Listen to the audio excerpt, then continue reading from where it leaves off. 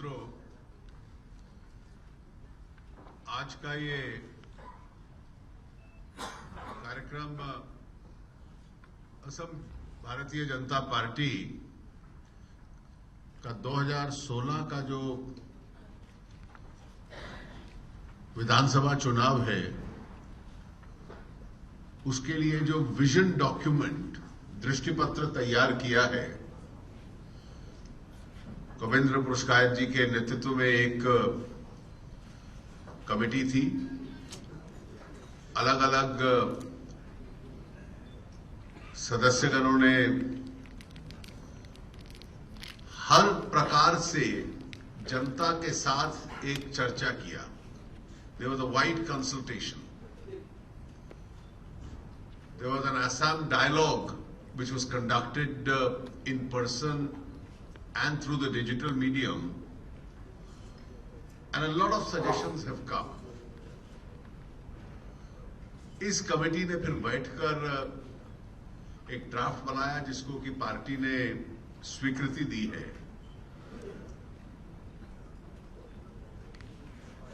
और ये 2016 से 2025 तक असम का रोड मैप क्या हो, ये उसका एक विजन डॉक्यूमेंट है।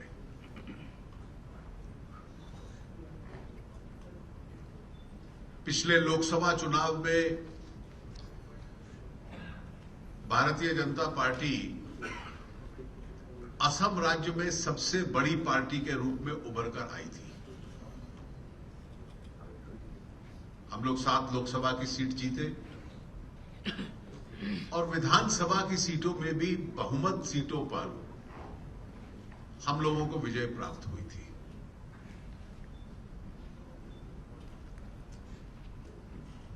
लेकिन हम लोगों का ये स्पष्ट मत था कि 2016 का ये चुनाव जो लगातार पिछले 15 वर्षों से कांग्रेस की एक विफल सरकार यहां चल रही है, अ फेल्ड गवर्नमेंट, इसको पराजित करने का, उखाड़ फेंकने का ये ऐतिहासिक अवसर है। और इसलिए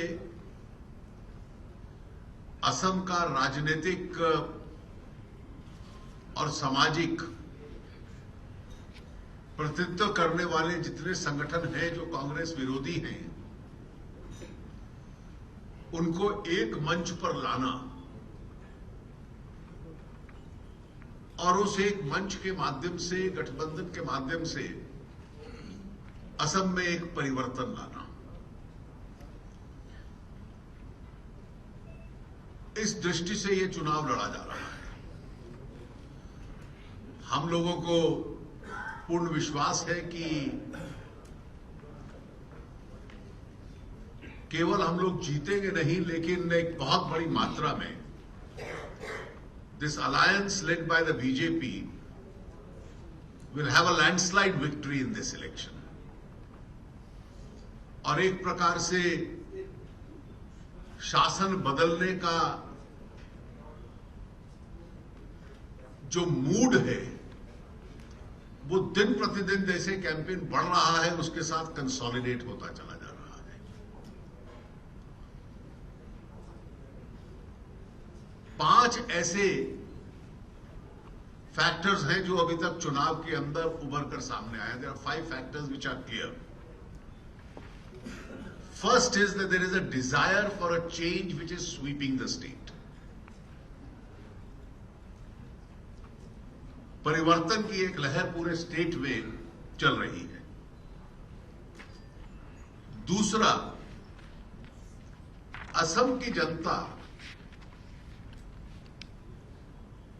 अब नारों से तंग आ चुकी है और उसको जमीन के ऊपर विकास हो, that Assam must also grow to its potential. There is a desire for growth. और ये जो एस्पिरेशनल पॉलिटिक्स है और एस्पिरेशनल डिजायर है, ये सबसे अधिक, और ये तीसरा मत है, यहां के नौजवानों में स्पष्ट रूप से उभर कर सामने आ रही है। हमारा जो गठबंधन है उसकी जो कोर स्ट्रेंथ है वो इस वक्त यहां का नौजवान, यहां का यूथ बन गया है। And the youth is leading that campaign for a change. दो और फैक्टर हैं जिसमें मैं स्पष्ट रूप से स्वीकार करता हूं कि the width of the alliance that we have stitched up, जो एक बहुत ब्रॉड बेस्ड गठबंधन हम लोगों ने बनाया है, उस गठबंधन की क्षमता एक दूसरे साथियों को वोट ट्रांसफर कराने की भी है और उसका जो ज्योग्राफिकल स्प्रेड है और जिस सामाजिक वर्गों का, राजनीतिक वर्गों का वो प्रतिनिधित्व करता है, वो अपने आप में इस जीत को दिलाने में एक बहुत बड़ा रोल प्ले करेगा। और पांचवा एक स्पष्ट कारण ये भी है कि हमारा जो नेतृत्व है, चुनाव हम सर्बानंद जी के नेतृत्व में लड़ रहे हैं। There is a freshness about his leadership, एक बहुत बड़ा आकर्षण भी है। और उसके साथ साथ हमारे जितने अन्य नेता हैं, जिनमें से कई मंच पर मेरे साथ हैं, हमारे सांसद हैं, अन्य नेता हैं, we have a galaxy of leadership compared to the Congress party. और ये सभी फैक्टर्स जो हैं इस चुनाव में हम लोगों को, जैसा मैंने कहा, कि एक बहुत बड़ी एक लैंडस्लाइड जीत दिलवाएंगे। शायद हेमंत जी को पार्टी अध्यक्ष जी, राष्ट्रीय अध्यक्ष जी के साथ कार्यक्रम में जाना है, तो आप हेमंत जी निकलिए कार्यक्रम में। मैं केवल कुछ 4-5 बिंदु इस विजन डॉक्यूमेंट को एक बता देता हूं, फिर हमारे जो साथी जिन्होंने तैयार किया है वो इसके ऊपर ज्यादा स्पष्टता से बतलाएंगे। इस विजन डॉक्यूमेंट में सिक्योरिटी, सुरक्षा, एक बॉर्डर प्रोविंस होने के नाते और नॉर्थ ईस्ट की एक पिविटल स्टेट होने के नाते उसके ऊपर काफी बड़ा एम्फेसिस है। और इस राज्य की सरकार और शासन व्यवस्था टेररिज्म और इंसर्जेंसी के खिलाफ अपनी पूरी व्यवस्था बनाकर रखे, इसकी आवश्यकता है, उसके ऊपर चैप्टर्स हैं। बहुत बड़ा एम्फेसिस हमारा भारतीय जनता पार्टी का घुसपैठ, इन्फिल्ट्रेशन के खिलाफ है। हमारा यह स्पष्ट मत है कि कांग्रेस ने पिछले कई दशकों में इन्फिल्ट्रेशन की कल्पना को स्वीकार किया, उसको इनकरेज किया, उसके खिलाफ कोई कदम नहीं उठाए, क्योंकि वो चाहते थे कि इन्फिल्ट्रेशन उनको एक वोट बैंक के रूप में सुविधा प्राप्त दे, और इसलिए बॉर्डर को पूर्ण रूप से सील्ड रखना, आइडेंटिफिकेशन ऑफ फॉरेनर्स, उसकी एक मजबूत व्यवस्था बनाना, इसके ऊपर चैप्टर है। इंफ्रास्ट्रक्चर, जो कि पूर्वोत्तर में और आसाम में एक बहुत बड़ी चुनौती है, हाईवेज के संबंध में, ग्रामीण सड़कों के संबंध में, रेलवेज के विस्तार के संबंध में, यहाँ की कनेक्टिविटी सुधारने के लिए, एयरपोर्ट्स के संबंध में पूरा चैप्टर है। असम के पास एक बहुत बड़ा यूथ रिसोर्स है, इसलिए प्रांत के अंदर एक network of educational institutions banana, job creation, industry, services, agricultural, skill development, इसके ऊपर एक एम्फेसिस है। हाउसिंग प्रांत में इनकरेज हो, इसके ऊपर एक कल्पना है। बराक वैली के विकास को लेकर एक पूरा चैप्टर है। टी गार्डन की लेबर और उनके संबंध में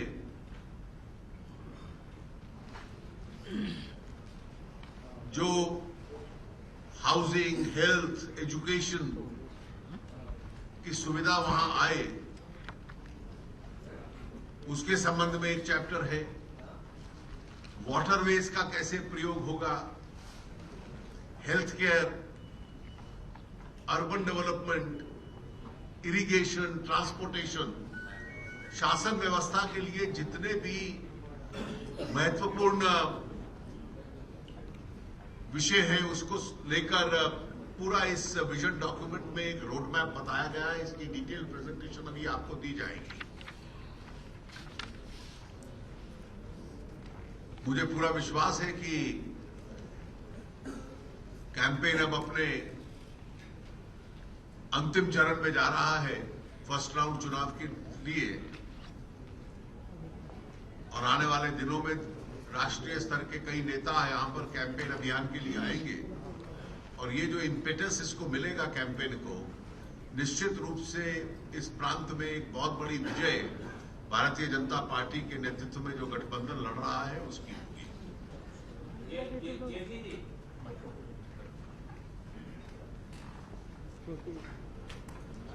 जेटली जी, असम के मुख्यमंत्री तरुण गोगोई अक्सर आरोप लगाते हैं कि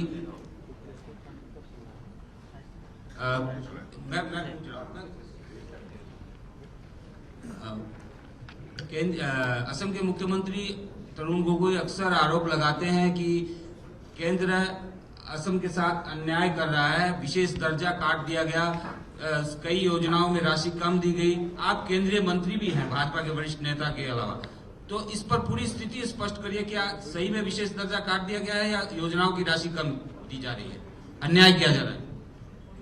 मैं इस पे स्पष्ट कर दूं, केंद्र हर राज्य को कितने साधन देता है ये केंद्र सरकार तय नहीं करती। इसकी एक संवैधानिक व्यवस्था है और वो संवैधानिक व्यवस्था है 14th फाइनेंस कमीशन। हर 5 साल के लिए कितनी असिस्टेंस आएगी ये फाइनेंस कमीशन तय करता है।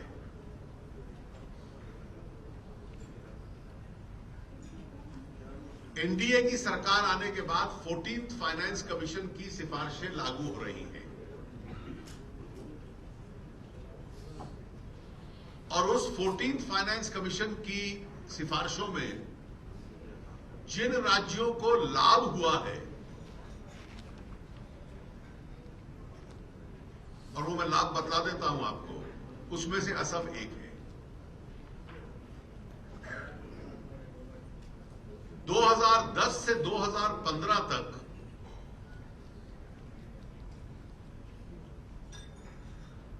असम को कितना मिला 13th फाइनेंस कमीशन में जब कांग्रेस की सरकार थी, और 2015 से 2020 तक 14th फाइनेंस कमीशन में जब एनडीए की सरकार है कितना मिलेगा।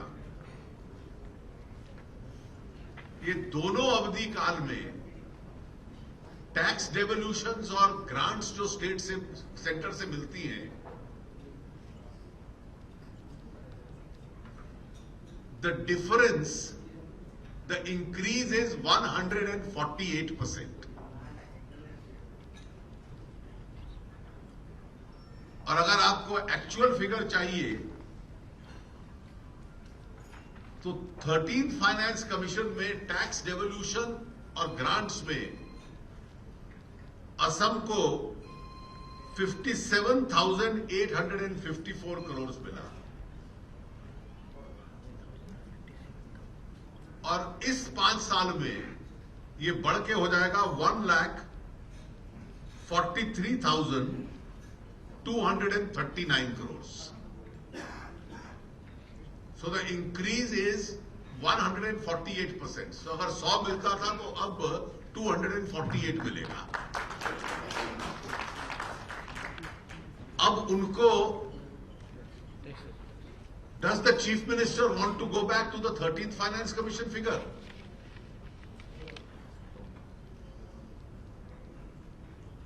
Obviously not. That's not in the interest of the state. जो राज्यों को 32% मिलता था टोटल टैक्स डेवोल्यूशन का, इंडिपेंडेंस के बाद सबसे अधिक इंक्रीज इस बार हुआ, उसको 10% इंक्रीज करके 42% कर दिया। जो सेंट्रल स्पॉन्सर्ड स्कीम्स हैं, उन स्कीम्स में स्पेशल स्टेटस वाली स्टेट्स को मिलता था 90-10 और अन्य को मिलता था 70-30। फाइनेंस कमीशन के बाद अब वो स्टेटस की बात नहीं करते, लेकिन नीति आयोग ने तय किया कि नॉर्थ ईस्ट स्टेट्स के लिए 90-10 का फॉर्मूला ही चलेगा अधिकतर योजनाओं के लिए। So not only the amount has increased during the entire period of the 14th Finance Commission, but the Niti Aayog has granted और नीति आयोग की जो ग्रांट थी वो एक चीफ मिनिस्टर्स कमेटी के रिकमेंडेशन पे थी। अन्य राज्यों को 60-40 शेयरिंग होगा, लेकिन नॉर्थ ईस्ट और कई राज्य तो थे हिल स्टेट्स वगैरह, उनको 90-10 होगा। तो इसलिए नॉर्थ ईस्ट की सभी स्टेट्स, मतलब कुछ स्टेट्स जहां फॉरेस्ट कवर वगैरह जो फाइनेंस कमीशन का आधार है, और ये फाइनेंस कमीशन तय करता है, सेंट्रल गवर्नमेंट नहीं तय करती। तो इसलिए मुझे लगता है कि लोगों को गुमराह करना बंद करें। A failed government is trying to find excuses where none exists.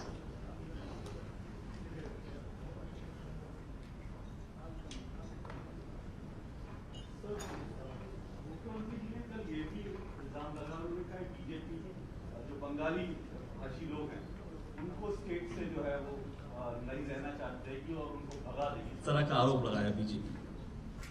देखिए, कांग्रेस ने आरंभ से जो नीति बनी, इस स्टेट का जो चरित्र था, उसको पॉपुलेशन का, जिसको डेमोग्राफिक कैरेक्टर कहते हैं, वो इन्फिल्ट्रेशन के माध्यम से उसको डिस्ट्रॉय करने का प्रयास किया है। और जो डेमोग्राफी में चेंज आया है वो कांग्रेस की उस रणनीति की वजह से आया है। जो उन्होंने आरोप लगाया है बांग्ला भाषियों के संबंध में, बिल्कुल बेबुनियाद है। उन सब की पूर्ण रक्षा हमारी सरकार करेगी।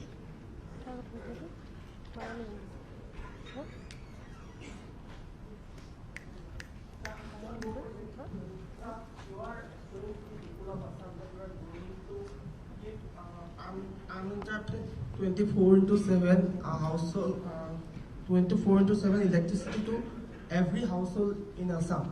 So what will be the sources? Are you indicating the big dams, and what your stand on that? You see, you should appreciate one fact,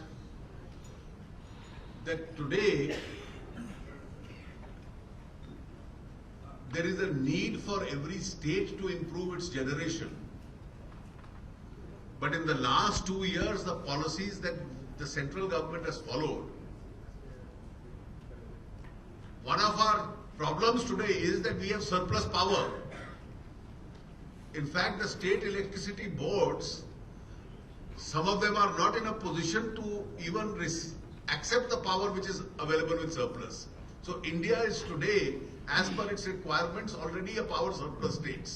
So the sources of power is not a difficult. And a state like Assam, which has so many rivers, obviously its power potential from renewable energy as also from hydel has to be fully exploited. Jaitley ji, पिछले लोकसभा में आपने महंगाई को काफ़ी नारा दिया और कहा कि महंगाई काफी बढ़ गई है, उस मुद्दे को काफी आपने उछाला। उसके बाद जो है आपने कहा कि अच्छे दिन आने वाले हैं, लेकिन इसमें विजन डॉक्यूमेंट में जो है आप महंगाई कहीं उल्लेख नहीं किया गया है। देखिए मेडिसिन की जो कीमतें जो है काफी जो है बढ़ गई है, तो ये क्या माना जाए, बीजेपी के लिए अच्छे दिन आए हैं या आम जनता के लिए भी अच्छे दिन आए हैं? आप पहले अपने तथ्य करेक्ट कर लीजिए। पिछले 16 महीने से होलसेल प्राइस इंडेक्स इस देश का नेगेटिव में है, और ये पिछले 68 साल में आज तक नहीं हुआ था। लेकिन रिटेल प्राइस तो वैसे अभी भी वैसे ही है। ऐसा नहीं है। जब कांग्रेस पावर छोड़कर गई थी तो कंज्यूमर प्राइस इंडेक्स 11 और 12% की वृद्धि के ऊपर था, और कंज्यूमर प्राइस इंडेक्स 2 और 5% के बीच में पिछले 2 वर्षों में रहा है, जो 11 और 12% पे था जब कांग्रेस की सरकार थी। वो किसी भी स्टेज पर 6% को भी क्रॉस नहीं कर पाया है, और होलसेल प्राइस इंडेक्स जब से 22 महीनों से मोदी जी की सरकार है, 16 महीनों से नेगेटिव में है। So there was a press release which was sent out yesterday by the Ulfa Independent, which accused your CM candidate Mr. Saravanan Sonwal of some secret killing. Yes, High Court did acquit him in 2012, but these are kind of allegations coming in right now. Well, I'd rather believe the High Court than the Ulfa. So, but do you think it will have an impact on the elections? Well, you have a judicial verdict of the highest court of the state. एक major issue जो Sir, this side. Yesterday, Congress Party released its poll manifesto, where their main thrust was employment generation. And Assam, as you also mentioned in the vision document, that there is a huge chunk of unemployed youths are there. So Congress promised to give 10 lakhs jobs in the next 5 years, and at least one members getting jobs or job opportunities from every family. My question is, sir, why BJP is not mentioning any figure in the job generation paragraphs, and there is no mention of any figure or any concrete evidence in that thing? You see, what is the credibility of a number given by a government which failed to give a boost to the Assamese economy for the last 15 years? But what is BJP's plan? How many youths are you going to give See, employees? I tell you, we have Any roadmaps See, ahead? we have actually spoken in terms of various avenues, where in certain segments of industry, because Assam in some areas is oil and mineral rich, services, information technology, educational network, self-employment, skill development. So there's a whole chapter in this vision document where we are speaking in terms of empowering the youth through the economy. Sir, one of the major issues. Well, according to me, the number will depend on the overall growth pattern of the whole economy, because it is unnatural to predict a number, but our track record at economic management of the country is much better. Just one question. আৰু মাত্ৰ দুটা প্ৰশ্ন সুধিবৰ কাৰণে মই অনুৰোধ কৰিলোঁ, ইয়াৰ পিছত আমাৰ প্ৰশ্ন কিতাপটো শেষ হ'ব। So when can we expect the implementation of the beautiful and amazing proposal of the complete waiving of girl students right from class 10 to university level, which come under state government jurisdiction? Well, Thank you. You vote the government into power and you should expect the promise to be implemented. That's why it's being made. Thank you, sir. Sir, one of the major allegation of the Congress party in the state has been one of the major allegation of the Congress party in the state has been non-disbursement of a fund for the infrastructure project announced so far. A lot of projects have been announced. When the fund is going to be released and it will be visible on the ground? See, let's be clear. Whatever today the regime is different. There are no untied grants available with the central government. There is no surplus money lying that you can distribute, you can discriminate between one state or the other. There is a proper constitutional mechanism. Whatever projects have been given to Assam, each one of them will be funded with absolute honesty and clarity. The last penny of it will be given.